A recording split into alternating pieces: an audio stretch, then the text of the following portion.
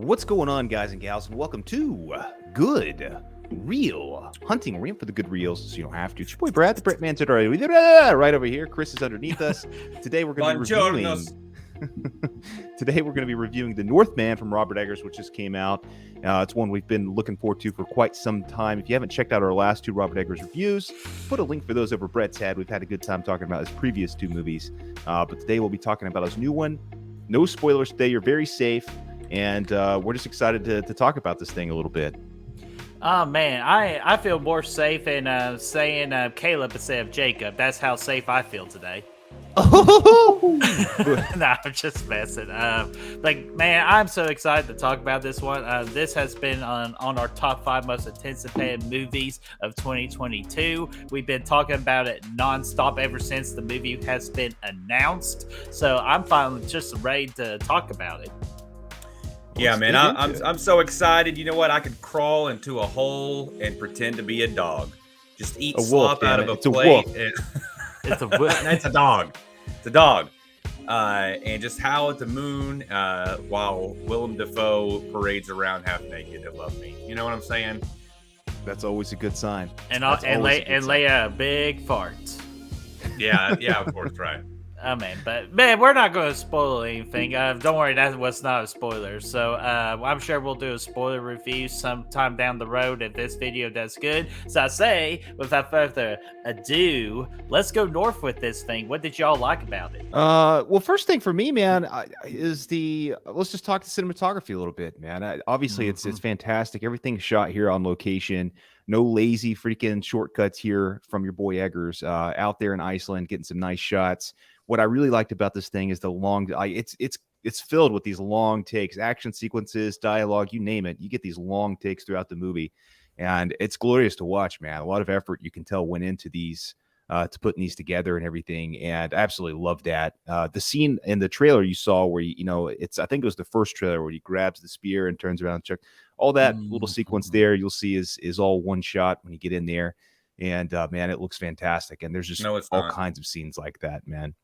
We got some controversy already, Chris. What's on your mind? It 100% is not one shot. There are several. It's presented as such. It's presented as such. It is presented that way, and honestly, not very well. I think it's fantastic. Are you kidding me? He does the thing like you see the trail. I'm not going to tell you exactly what happens, but there is one cut that kind of separates the two moments of this whole shebang that you'll see. But then like the two separate sequences that are on each side of that, though, I think they're seamless and they're fantastic. And it's I'll take this over quick cut action sequences all day long. It's fantastic. Yeah, I'm not saying that it was bad. I just thought that it was I thought it was, I don't know, it could have been a little bit better. But it was good. I'm not saying it wasn't good. Ah, man. So I can't wait to get in these I cannot wait to get in these negatives now. But no, my positive to go along with Brad said about the cinematography, absolutely does look fantastic. But I kind of expected it already to be fantastic because, again, he's got $90 million budget. So, of course, the movie's going to look damn amazing with the technology we got these days. You really don't have an excuse to make a good-looking picture kind of like this, even though Robert Eggers takes full advantage of it. It looks absolutely fantastic. Pictures are nice and clear when it's not a dark scene, because I got a little nitpick on those dark scenes. Well, one thing that I like about it is a lot of people get this kind of budget. They'll go in, they'll make all these, they'll fabricate everything, but not this guy. No, they go out there, they actually get in the mud, they get dirty, they go out there and they film these scenes out there. And they're not afraid to get their hands dirty and to roll up their sleeves and get to work. And I appreciate that. A lot of people would come in with all this CGI and all this freaking bullshit, but not here, not anymore. We're not going to do that. We're going to go in here and we're going to make a freaking awesome sequence. And that's what I think this movie's full of, in my opinion. I think it's great. Yeah, the cinematography was amazing. To be fair, I'm ragging on that one sequence there just a little bit, almost as a joke, but the cinematography was pretty great throughout. The big thing for me, I think, man, was the performances, the acting, Yes. and from pretty much everyone, even and a couple of people that are only in it for a couple of scenes are just are absolutely fantastic. So I thought the performances were great all around. Oh man, and I'll just go ahead and tell you, just the pretty much the guy that pretty much just stole the show for me. That's Alexander Skarsgard. We're not talking about Bill Skarsgard, but we're talking about Alexander Skarsgard. Hello. Yeah, That was the man. Pennywise. Oh my gosh. But no, he was absolutely fantastic. Like, not only did he damn like bought into the part, like he bought into his character, but he just went so far and beyond, getting so damn fit to be ready for this movie, dude. That dude was fucking jacked. So I can't even imagine all the work he's put into that. So major thumbs up for Mr. Alexander. Like, holy crap. Yeah, Ethan Hawke as well. I think that this is kind of Hawk. we haven't seen him do much like this, and he absolutely kills it in this one. And Nicole Kidman as well. She's kind of playing against type a little bit. So yeah, all the performances were great, but particularly Ethan Hawke, who's I don't know that I've really seen him in a role like this before. So it's kind of a departure for him, and he slays it. Mm-hmm. No, he killed it, man. And that's one thing again that Robert's good at is getting the best performances out of his actors. And again, you see that across the board, man. Anya Taylor Joy too, as well, coming in with another strong performance here. And yeah, man, absolutely all around. And I think Alex Andrew Skarsgård actually kind of presented this idea to Robert Eggers of doing a Viking movie. So this whole kind of story was kind of his, not the story itself, but the idea of doing this movie was something that he wanted to do and presented it to him. And so he really bought into it, like you said, Brett. So it, it shows in the movie for sure. He brought a very good performance. Yeah, absolutely. And I'm glad you brought up one Anya Taylor Joy in this movie, because my dumbass kept on saying Anna, but it's Anya Taylor Joy. She again, she can't do no wrong. And I did on my Letterboxd written review. And I'm going to say it on here too, because I want it on the record. It's time to acknowledge that she's indeed the best actress in Hollywood today. Just because I'm telling you, everything she does, she just A+++. Like, you could give her all the pluses in the world, and just you better put an A to it, because she just absolutely knocks every single damn role out of the park. Hell, even that shitty movie of the X-Men, I'm sure she nailed out of the park. I'm sure she did, but I will never see it to find out. So yeah, exactly. Unfortunately, that's not her fault. So. But yeah, Mr. Claes Bang, how do you say that? What's his name? The other dude. I thought he was good too in the movie. The brother guy. The uncle. From the uncle. Yeah, the uncle. Fjolnir. Fjolnir. Yeah, he was good. I really enjoyed that as well. But man, another thing I really enjoyed about this flick is, like always, again, the last two movies too, is this attention to detail that Robert brings to this time period. He did it twice before in The Witch and The Lighthouse, and again here, everything is very accurate from the this time period he's going for, the 10th century here in and it's awesome to see. And again, a lot of people don't go through this kind of effort to do the backstory or to do the work on the back end, the research to figure out all this stuff. But he does such a good job with that, and it's so refreshing to see somebody put this much effort in to something that we can all enjoy and even learn something from. And I think I know I did. I learned from a few things from this, so it was kind of cool. Yeah, you damn bastard! That was going to be my next thought. You just went into my brain and just took out that piece of information. But yeah, I absolutely do it all the time. Oh my gosh, I know it's called deception. It's like the opposite of inception, where you put the ideas in the mind. It's like freaking basket case. You were born on the left side of. Anyways, I'm not going to get into basket case. But great point, though, because Robert Eggers, great attention to detail. And when you and again, like for me, difference between like 4.5s out of 5 and then just 5s, it's just those small hints of detail that could really change the dynamic of your movie. And Robert Eggers, to me, is a meister when it comes to those details. And yeah, just bravo once again, Robert Eggers. That was awesome. Yeah, I don't have much to add to that. I completely agree, and I think that's just kind of the thread that we're seeing here. And I think what after 3 movies now, kind of the filmmaker, I think that we're gonna or the kind of quality that we're gonna get from him really is we kind of know that he's gonna be meticulous no matter what story it is that he's working on. So yeah, man, par for the course. Yeah, it's cool. And And I think what's even cool is even like in the trailer, you can see some of the, you could see that the movie's going to get a little bit weird at times, kind of like, you've seen his other two movies, Not weird kind of the enough. more, yeah, right. But you can see, little scenes of, dreamlike sequences or whatever. That's like, something, crazy stuff going on. And those things, I think they do a good job of kind of just building on to the story here, man. Like you throw them in here, it might turn some people away that are wanting more of a kind of a straightforward, like, revenge flick that you get from, Braveheart and the other movies. But I think it does a good job of kind of building on to the beliefs that the Vikings had in this time frame and giving you an inside scope of that. So I think that's kind of cool. Yeah, I definitely thought that the revenge story was perfectly built. Just how they kept building up from Act One, Act Two, and Act Three.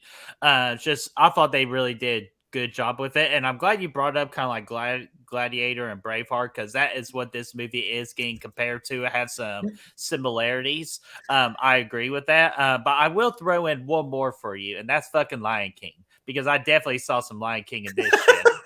No, I swear it's Lion King, but Now you're it's not weird. wrong. I just didn't. We're not going to get of it like that way. a freaking like little the main character going, "Well, I just can't wait to be king." No, you're not going to get any shit like But that. we No, should this is have. yeah, that it would probably light this movie up. Like at first, it's like the dark tone it has, but I Well, do love the dark tone. That's not the issue. It's just some scenes are shot a little bit darker than my preference. Well, Brett, actually, like you say that, but this movie is the story of this movie is actually the source material to the Lion King. Like it's like this is the It original is. story of Hamlet, which is what Lion King's based on. So, there's definitely similarities there, and yeah, it's awesome. It's a timeless story for sure. Yeah, man. I don't know what other positive things that you all want to talk about too much. But yeah, I think one of the I don't want to say it's a negative, but one thing I definitely noticed pretty early on that kind of stuck in the back of my brain a little bit as it went on. I was like, this is just Gladiator. It really does have some very striking similarities to Gladiator. So that it bothered me a little bit. I think it's Okay. different enough. I think it's got more. It's definitely got more style than Oh yeah, Gladiator, and there's it's no doubt definitely about got that. more. I think there's more ambiguity within the character as well. As far as I don't know. He has an arc in the movie that I guess you could call it an arc. I can't really get it too much into it without spoiling things, but there's a little bit more ambiguity within his character, I think, than there was within Maximus in the in Gladiator. I think, Yeah, which it's adds, I certainly think it adds some value. yeah, oh, definitely. Yeah, I'm not saying just a story standpoint and not really a style standpoint. I think they're crazily similar. But yeah, I mean, it's definitely darker. The tone is significantly darker, obviously, than anything you get in Gladiator, and it's nowhere near as cookie cutter as that. But story wise, they're very much the same. Yeah, and I saw that, and I haven't even seen Gladiator. I know, shoot me, Add it to the at least, list. but at least I know Just made the like list. at least I know what kind of Gladiator is about, and I did saw some of those Gladiator traits in there. But I I'm ready to get into these negatives because Chris, I think you have some negatives. Or are we good on positives? Anybody want to Uh, talk about the score? I can't really speak to it until I see it again because I just wasn't paying that close enough attention. I thought it was good, but nothing like great. I just thought it was good. I enjoyed it. I thought it was really good. Again, it's kind of like his last two movies. It's not something that stands out. It's instantly recognizable, but it adds to the movie. It adds to the experience. Um, Again, I know we kind of talked about the action sequences. I just can't harp. These things are shot to me. I think they're shot with so much style. The one in the trailer, which you'll see, there's one sequence. It's in the trailer where there's just they're fighting. It's basically the silhouettes fighting each other. I thought that was really freaking cool. And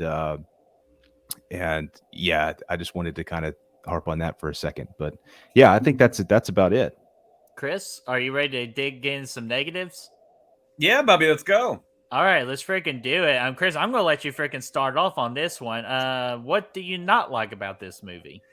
I mean, without getting into it too much, like I said before, it's not that I didn't enjoy it, and it's probably just more of a byproduct of me, going in just automatically thinking that it was going to be like it was a 5 out of 5 before I even walked in the theater. You know what I mean? Because I just I hyped it up so much in my mind, and I think a little bit of the letdown that I'm feeling is just that it wasn't quite as good as I thought that it would be. Does that make sense? Like it just didn't meet my expectations. That doesn't mean Yeah. that it's a bad movie or anything like that. And I still enjoyed it. Probably still rate it very highly. Still probably better than 90 to 95% of anything else that's going to come out this year. Just not quite the 5 out of 5 that I had it built up in my mind. So it's kind of like how people hyped up Halloween Kills, but not that bad. It's that kind of like a similar. Yeah, comparison? exactly. Only this was like 10 times that because Right. I had it way up there. The biggest issue for me is the pacing. I just felt like there was just something about the setup of this, the way that it played out. Yeah, it was just missing something for me. I really need to see it again to really pinpoint exactly what that is. But there was just something there. I probably even halfway through that I already knew like something here is just missing. I'm not into this or feeling this the way that I should be. You know what I mean? And I think without giving too much away, I think the first act really just goes by so fast. I feel like the initial setup for everything happens so quickly that I never really got any sort of emotional connection to any characters, and that was problematic for me. Yeah, and I could see that. And to go along, kind of like the pacing issue, I feel like this movie could have been a tad bit shorter. I feel like there were some scenes in there that weren't really needed, but I definitely noticed a pacing issue because I'll shamefully admit there was like probably 2 or 3 times I did check my phone to see what time it is, and I hate to do that, but sometimes like when you just get in a pacing where you feel like it drags, you kind of get the tendency to do that. So shame on me for that, but I still absolutely love the movie. But yeah, I did notice some pacing issues. You asshole. I made sure nobody was behind me, so that's nice. At least I actually had the opposite effect. Honestly, I was so into it the whole time. I had to go pee really bad at one point, and I just could not find a moment to go and get up. Like I was sitting here, I kept waiting for it to kind of slow down, and not to say that it's like breakneck speed because the action's definitely broken apart. But I was so into it that I eventually I just got up and went. But I was like I don't know, every scene I'm so into. Man, how many times do I have to tell you take your catheter? I need to. It broke that one time when I was in the air for when I was in there for the Batman, it split right open, man. It started leaking everywhere. So just blame it on the butter. Oh my god. Oh man, but no. Another negative I did have in this one. There were a couple of times where the scenes just were too dark. I'm not talking about the tone. I'm talking about the lighting, where I can't really just freaking see what's going on. Just a couple of times, not too terribly. And then my last real negative is Brad mentioned earlier about like just kind of like the one shot takes. I felt like there were too many one shot takes because I kind of like those one shot takes need to be like treated with special care, just only maybe used like once or twice. But this one I felt like they way overused it. I think that's a little bit of a studio problem in my opinion. Yeah, and then to go along with the pacing for me, the other big thing, and kind of talked to you guys about it before, is like as much as this still is a Robert Eggers movie, it just feels like you could see like a studio hand guiding him through this. And I really thought, I know that this movie is going to be weird enough to turn a lot of people off. Like people are going to see this and think, they're going to be like, what the hell? Kind of almost the same effect that like when people went to go see Drive with Ryan Gosling, they were upset. They wanted their money back because it wasn't like Fast and the Furious. It was very much like an art house movie. And I think there'll be a lot of people who feel the same way about this. Like, that got weird, But for me, it really didn't get weird enough. I think for Eggers, it was it was oddly tame. It didn't go into that weirdness territory like The Witch and The Lighthouse that I was expecting. And of course, you're going to get that with a night. You're jumping $75 million in your budget compared to what you've been working with. You'll have that a little bit.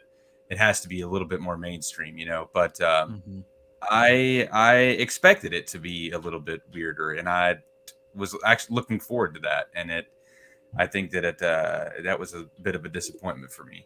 Brad, you look like you're disappointed in us. He's so mad at me, dude. I don't know if we're gonna be friends after this or not. No, he's like, I can't believe. I don't know. I got yeah. No, but this is great because we rarely disagree on this channel. So like, I'm loving this. I mean, I think it was a perfect balance of weirdness. I think give me all the one take shots you can give me. That's one of my favorite things in film. I love it. It's very impressive. And I just I don't have those issues. Well, okay. Like when I'm talking about the one shot takes, like when they do them, they absolutely look fantastic. It's just I feel like they just used too much of it or relied on it too much. Kind of like Chris's point, a studio kind of had their hand in that, in my opinion. I don't think I really, I mean, it takes more work to do that than not. So I don't think they're relying on it. I think they're doing it to add to the movie. It's easy to go in and make 1,000 cuts and put a scene together and all these different takes and make it the best scene possible. I mean, that's the shortcut. This is going through and doing things the hard way. And for me, I think it was yeah. To be fair, I definitely respect the the scene that we start. You kind of see in the trailer there a little bit. There is especially when you're doing one take with a lot of action. I mean, all of that. Everyone's movement who's going to be in the frame has to be rehearsed, right? They have to rehearse their shot. Yeah, tons of times before they even start to shoot it. Let alone how many takes they actually have to get in there to get it right. So I respect the hell out of that. I didn't really have an issue with the one shot stuff. To me, just that initial one, I guess I'm looking at it from the perspective of like, it was a great shot. It missed something for me. I probably would have done it differently. Does that make sense? When you're looking at it and it's like, sure, yeah. I just felt like, oh, I would have done this differently. And to me, like, it's like, I like the amount of weirdness we got in this because I think like with last year's Green Knight, a lot of people went in that expecting that to be some kind of action because of the way they presented it, some kind of an action movie, but it ended up being so weird that like it just turned like, I think if this movie would have dove into more of the weirdness and getting too far into that, then you would have ran into the same situation as Green Knight, which I like, just not as much as this. But yeah, I mean, I get it. I think, his movies are probably best served in a smaller budget scenario where he has more liberty. But I think he said that he got to do pretty much everything he wanted to do, save from everybody was speaking English instead of the actual English that should have been spoke. I mean, he said he would have done that if they would have let him, but yeah. So I think that's it for me. Well, I'm glad he was able to accomplish what he wanted to accomplish for the most part, so that makes me feel good about it. But yeah, I got nothing else. No more negatives or positives. He says that in the hell was that? He says that in those interviews and stuff, but then he also follows that up with like, "Oh, I'm definitely going to go back to a smaller budget after this." Yeah, he did say that. Yeah, yeah, which that's where he belongs, in my opinion. Yeah, and I think that he's just saying that, to not throw indie producers or anything under the bus, because I think in reality he was like, I'm not fucking messing with that again. I'm going to go back to where I'm comfortable and I can make what I want. Exactly. But that's of course just hearsay. One thing I would like to add at the end of it, though, I do think that I'll have a better opinion of it when I go back and see it a second time, because then with expectations out of the way, and I can go back and really just watch it and appreciate it for what it is. I think I'll have more clarity on how I really feel about it. But my instant spoiler-free reaction is that it missed a few notes for me. Still great. Okay.